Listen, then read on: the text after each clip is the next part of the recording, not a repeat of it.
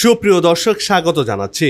ভৌগোলিক দিক থেকে ভারত চীন পাশাপাশি দুটি দেশ। চীনের 14টি দেশের সাথে আন্তর্জাতিক সীমান্ত রয়েছে। পারমাণবিক শক্তিধর চীন ও ভারতের মধ্যে প্রায় 3000 কিলোমিটার সীমান্ত রয়েছে। আবারও সেভেন সিস্টার্সের একটি রাজ্যকে চীন নিজেদের দাবি করেছে।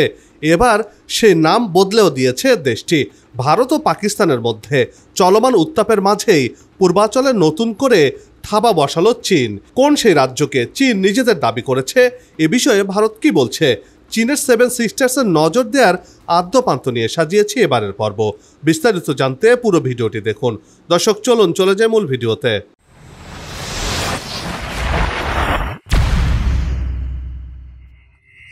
1962 সালে ভারত চীন যুদ্ধের পর থেকে সীমান্ত নিয়ে মতবিরোধ চলছে প্রতিবেশী দেশ দুটির মধ্যে, বিশেষ করে অরুণাচল প্রদেশ এবং লাদাখের কিছু অংশ নিয়ে। সম্প্রতি ভারতের প্রতিবেশী দেশগুলোর সাথে বেশ খারাপ সম্পর্কই যাচ্ছে বলাই চলে। কেননা ভারতের সাথে বাংলাদেশের এখন খানিকটা হলেও দূরত্ব বজায় রেখে চলার মতো সম্পর্ক চলছে। ভারত ও পাকিস্তানের মধ্যে চলমান যুদ্ধ ও উত্তপ্ত পরিস্থিতি বেশ চাপেই পড়েছে ভারত।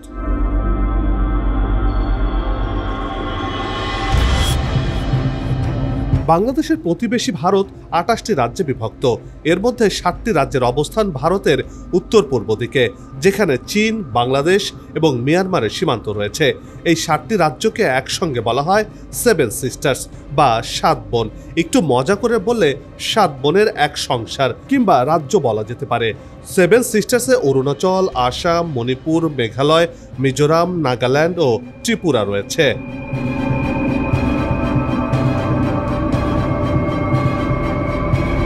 ভারতের শিলিগুড়ি করিডোর চিকেন নেক বা মুরগির ঘাড় হিসেবে পরিচিত। ভৌগোলিকভাবে শিলিগুড়ি করিডোর ভারতের পশ্চিমবঙ্গ প্রদেশে অবস্থিত। এটি দার্জিলিং ও জলপাইগুড়ি জেলার মধ্য দিয়ে বিস্তৃত। এর কেন্দ্রবিন্দু শিলিগুড়ি শহর, যা এই সংকীর্ণ করিডোরের প্রধান অংশ হিসেবে পরিচিত। শিলিগুড়ি একটি প্রধান বাণিজ্যিক হাব এবং উত্তর পূর্ব ভারতের প্রবেশদ্বার হিসেবে বিবেচিত। এই করিডোরকে দোধারী তলোয়ার, অ্যাকিলিস হিল বা গোড়ালি হিসেবেও ডাকা হয়ে থাকে। ভৌগোলিক অবস্থানের গুরুত্ব এবং ভারত প্রজাতন্ত্রের যোগাযোগ, নিরাপত্তা ও রাজনৈতিক বিবেচনায় শিলিগুড়ি করিডোরকে এত নামে ডাকা হয়ে থাকে।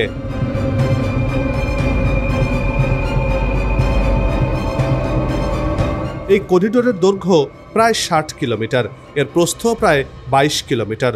মূল ভারতীয় ভূখণ্ডের সঙ্গে উত্তর পূর্ব ভারত এই করিডোরের মাধ্যমে সংযুক্ত। যদি এই করিডোর না থাকতো তাহলে মূল ভারতীয় ভূখণ্ডের সঙ্গে উত্তর পূর্ব ভারতের যোগাযোগ বিচ্ছিন্ন হতো, কারণ উত্তর পূর্ব ভারত পুরোপুরি স্থল বেষ্টিত। এর আশেপাশে কোথাও কোনো সমুদ্র নেই।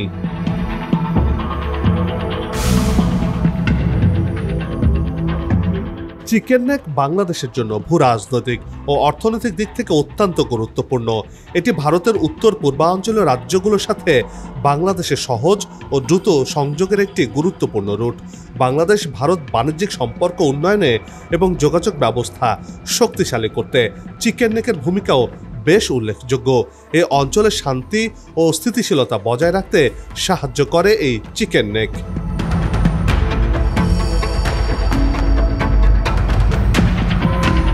বাংলাদেশ, নেপাল ও ভুটান সীমান্ত এই 3 দিক দিয়ে ঘেরা করিডোরটি। এ থেকে চীনের নিয়ন্ত্রণে থাকা তিব্বতের চুম্বি ভ্যালির দূরত্ব মাত্র 130 কিলোমিটার। বিশেষজ্ঞরা বলছেন, চীনা সামরিক বাহিনী শুধু 130 কিলোমিটার এগিয়ে এলেই পশ্চিমবঙ্গের এক অংশ উত্তর পূর্বাঞ্চলীয় রাজ্যগুলো থেকে বাকি ভারত পুরোপুরি বিচ্ছিন্ন হয়ে পড়বে। একই সঙ্গে ভুটান থেকেও বিচ্ছিন্ন হয়ে যাবে ভারত।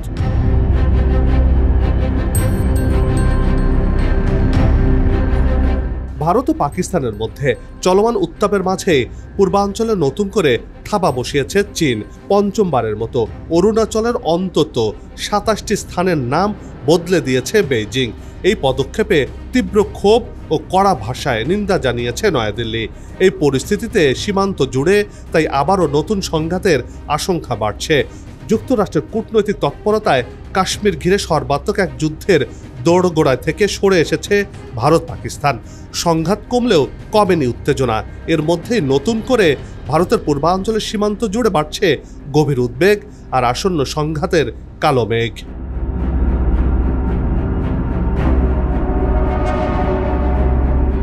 হিমালয় ঘেঁষা প্রদেশ অরুণাচলকে নিজেদের রাজ্য হিসেবে দাবি করে চীন। সেই দাবিকে আবারও সামনে নিয়ে অরুণাচল রাজ্যের বিভিন্ন এলাকার নাম বদলে দিয়েছে চীন। নিজেদের দেয়া নামের পঞ্চম তালিকা এরই মধ্যে প্রকাশ করেছে দেশটি। তথ্য বলছে বেইজিং অন্তত ২৭টি স্থানের নাম পরিবর্তন করে তালিকা প্রকাশ করেছে। এর মধ্যে ১৫টি পাহাড়, ৪টি গিরিপথ, ২টি নদী, একটি হ্রদ এবং ৫টি জনবসতিপূর্ণ এলাকা।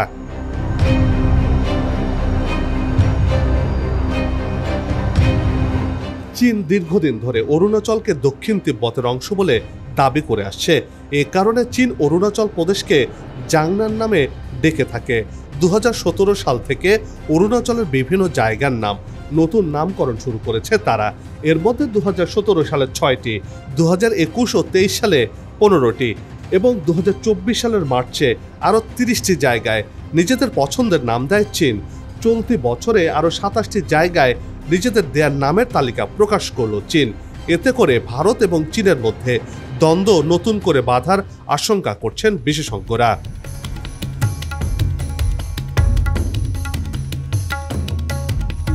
চীন বলছে অরুণাচল বা জাংনান প্রদেশের বিভিন্ন জায়গার নামকরণ তারা নিজস্বভাবে চীনা নামে করেছে এবং এটি তাদের সার্বভৌম সিদ্ধান্ত। চীনের পররাষ্ট্র মন্ত্রণালয় এক বিবৃতিতে জানিয়েছে, ইতিহাস, ভূগোল এবং প্রশাসনিক দিক থেকে জাংনান চীনের অংশ, তাই ওই অঞ্চলের জায়গাগুলোকে চীনা নামে ডাকা তাদের অভ্যন্তরীণ বিষয়। এর আগেও বেইজিং অরুণাচলের বেশ কিছু স্থানকে চীনা ভাষায় নতুন নাম দিয়েছে এবং সেখানে নিজেদের ভূখণ্ডের অংশ হিসেবে চিহ্নিত করেছে।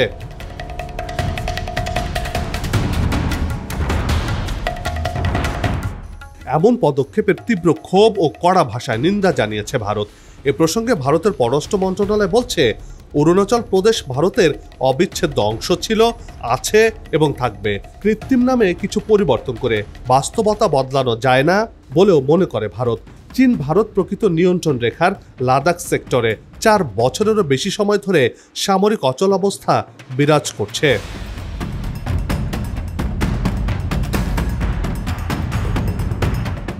এদিকে চিকেন নেকের কাছে সামরিক মহড়া করেছে ভারত।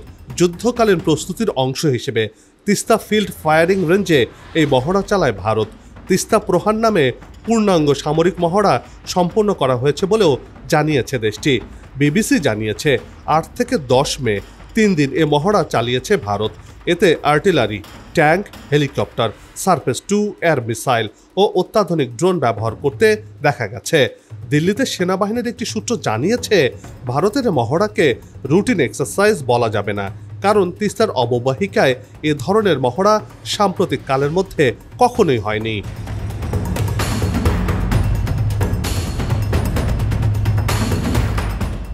সাম্প্রতিক বছরগুলোতে ভারত তার এই চিকেন নেক করিডোরের চারপাশে বিশাল সামরিক প্রস্তুতি নিয়েছে। পশ্চিমবঙ্গের হাসিমারা বিমান ঘাঁটিতে মোতায়েন করা হয়েছে অত্যাধুনিক রাফাল যুদ্ধ বিমান। এই যুদ্ধ বিমানগুলো দূরপাল্লার এয়ার টু এয়ার ক্ষেপণাস্ত্র স্কাল্প ক্রুজ মিসাইল দিয়ে সজ্জিত, যা শত্রুর ঘাঁটিতে দূর থেকে আঘাত হানতে সক্ষম। যদিও সাম্প্রতিক সময়ে ভারত পাকিস্তান যুদ্ধে ফ্রান্সের তৈরি সর্বাধুনিক রাফাল যুদ্ধ বিমান হারানোর খবর সামনে এসেছে, তাও আবার চীনের তৈরি যুদ্ধ বিমানের কাছেই ধরাশায়ী হয়েছে ভারতের রাফাল। তারপরও রাফালের সক্ষমতার প্রমাণ মিলেছে সিরিয়া ইয়েমেন যুদ্ধে।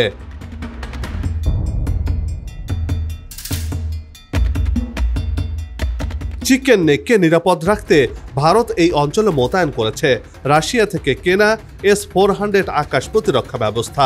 এটি বিশ্বের অন্যতম আধুনিক এবং কার্যকর মিসাইল ডিফেন্স সিস্টেম, যা একসাথে অনেকগুলো লক্ষ্যবস্তু শনাক্ত করে ধ্বংস করতে পারে। এই ব্যবস্থা ৪০০ কিলোমিটার পর্যন্ত দূরের আকাশে শত্রুর ড্রোন, যুদ্ধ বিমান বা মিসাইল ধ্বংস করতে পারে। পাক ভারত যুদ্ধে এরই মধ্যে S-400 ব্যবহার করে ব্যাপক সাফল্য ঘরে তুলেছে ইন্ডিয়া। এক কথায় এই করিডোরকে এখন ভারত পরিণত করেছে এক ফোর্ট্রেস বা দুর্গে।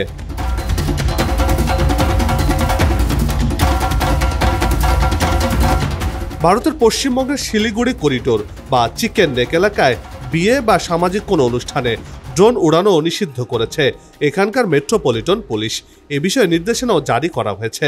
বলা হয়েছে, ড্রোন যদি উড়াতেই হয় তাহলে আগে ভাগে অনুমতি নিতে হবে। চিকেন নেকের কৌশলগত গুরুত্ব মাথায় রেখে সেখানে নজরদারি করার ডিভাইসের ব্যবহার রোধে অথবা স্যাবোটাজ রোধে এমন সিদ্ধান্ত নিয়েছে স্থানীয় প্রশাসন।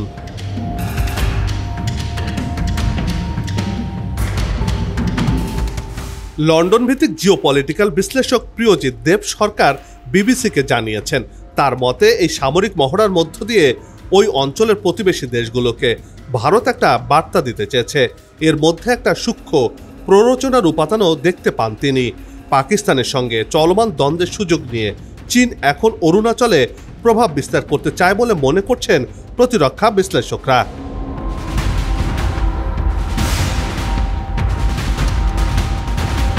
বিশ্লেষকদের মতে ভারতের সাম্প্রতিক আগ্রাসী নীতির বিরুদ্ধে পাকিস্তানের কঠোর প্রতিক্রিয়ার পর চীনের এই অবস্থান, যা ভারতীয় কূটনীতির জন্য বড় একটি ধাক্কা।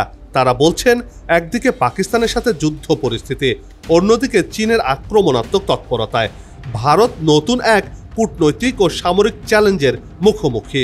অন্যদিকে ভারতের বর্তমান সরকার প্রতিবেশী প্রায় প্রতিটি দেশের সাথে বিরোধে জড়িয়ে পড়েছে, যা আঞ্চলিক শান্তির জন্য হুমকি হয়ে উঠেছে। আর এই হুমকি কিভাবে মোকাবেলা করবে তা বর্তমান সরকারের জন্য বড় একটি চ্যালেঞ্জ বলেও মনে করছেন বিশ্লেষকরা।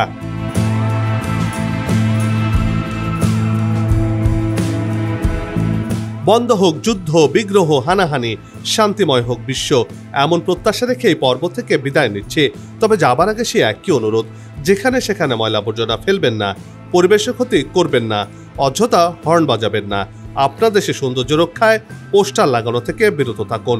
যদি চ্যানেলটিতে নতুন হয়ে থাকেন, ভিডিওটি ভালো লাগে, তাহলে চ্যানেলটি সাবস্ক্রাইব করে ভালোবাসায় আবদ্ধ করবেন। ভালো লাগা না লাগার বিষয়টি কমেন্টে লিখে জানাবেন। কি ধরনের ভিডিও দেখতে চান তাও জানানোর অনুরোধ রইল। আগামীতে আবারও হাজির হব নতুন কোনো খবরের বিশ্লেষণ নিয়ে। নিজে ভালো থাকুন, দেশকে ভালো রাখুন, আর আমাদের সাথেই থাকুন। ধন্যবাদ।